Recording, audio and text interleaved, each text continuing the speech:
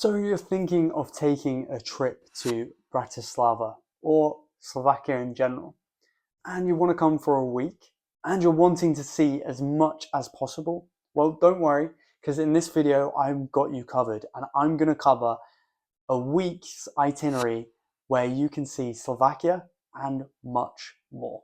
So let's get into it. Now, high level, this is the itinerary I would suggest.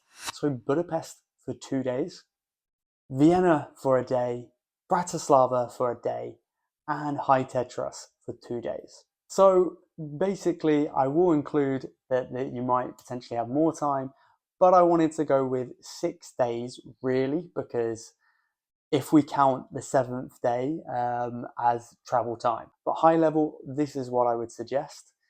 And we can dive deeper into each of these places. So let's start off maybe with Bratislava. So from there, you'd see Bratislava Castle, Old Town, Blue Church, Slavin,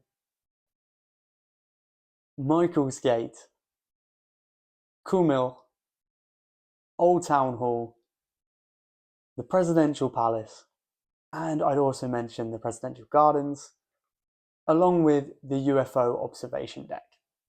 Now, of course, there's plenty of restaurants and places to go. I've already covered that in another video over here, so if you'd like to see that, then feel free to look over there after this video if you'd like to know more about restaurants.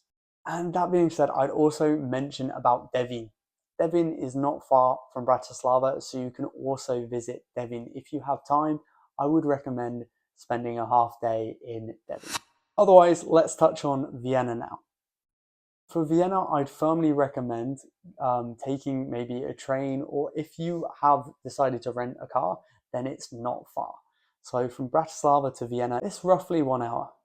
So it doesn't take long to get between the two capital cities. And if you will be renting a car, then I recommend to go to the Tri Point. So there's a bench that's outside of Bratislava and on the borders of the 3 countries that we're mentioning in this video, so Hungary, Austria, and Slovakia, where if you're on different parts of the bench, then effectively you're in a different one of those 3 countries. So I'll just a little word of warning, it is in the middle of nowhere, it's in the middle of a field.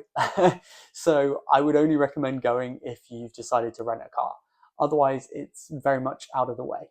But it is cool to take pictures and mention, and the fact that you're quickly in different countries when you're on these different points of the bench.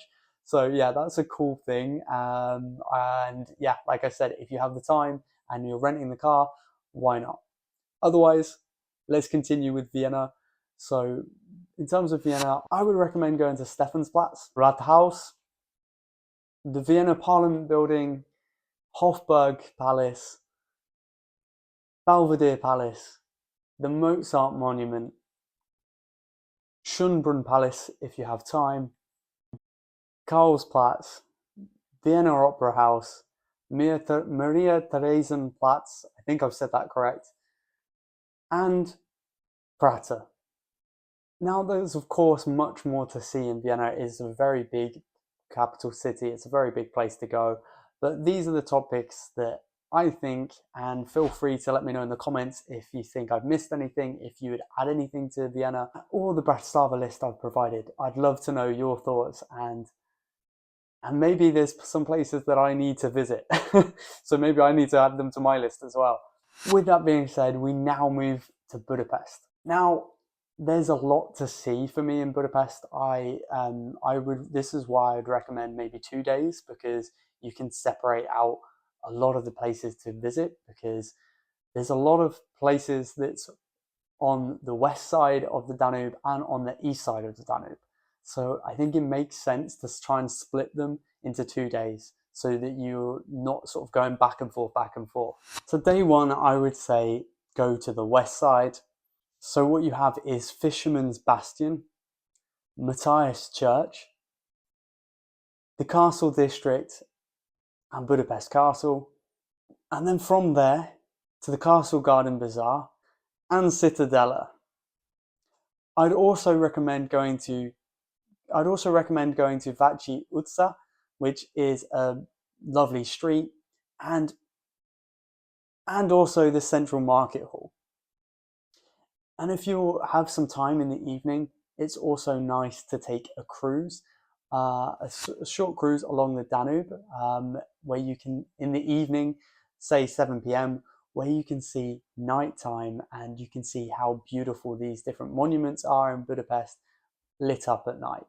This is something I did and I thoroughly enjoyed it. It's nice to see the landmarks at night and from the water. That takes us to the east side. And day 2. So on this day, you should visit the Hungarian Parliament building, St. Stephen's Church, and from St. Stephen's Church, you should take the Andrassy Avenue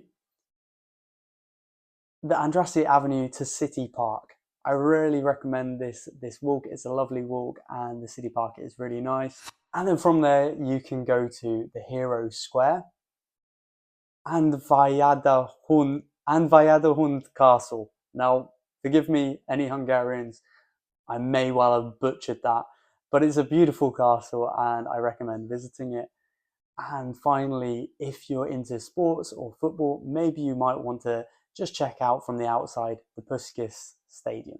Now, lastly, we make it back round to Slovakia and the High Tatras, where I mentioned to spend a few days there. So what I would recommend checking out in the High Tatras is especially Sturbsky Pleso.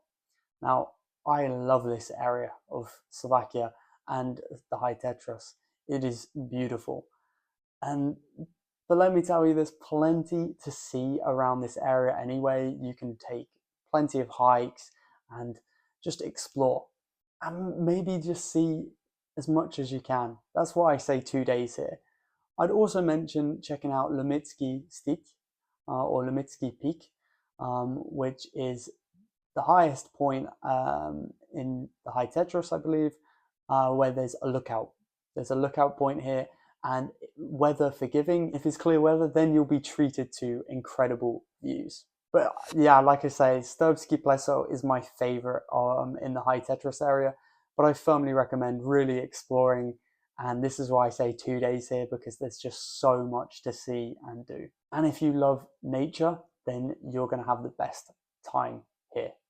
If you have any questions or you'd like me to go into any more depth about any of these destinations, then please let me know in the comments. Otherwise, if you enjoyed this video and you liked my itinerary, then please do leave a like. And if you have any other suggestions for any of the places I've mentioned, feel free to let me know in the comments. And if you are planning to visit any of these places, let me know and let's discuss your itinerary. That being said, thank you so much for watching, and don't forget to subscribe if you'd like to see more content from me. That being said, take care, and I'll see you on the next one. Bye-bye.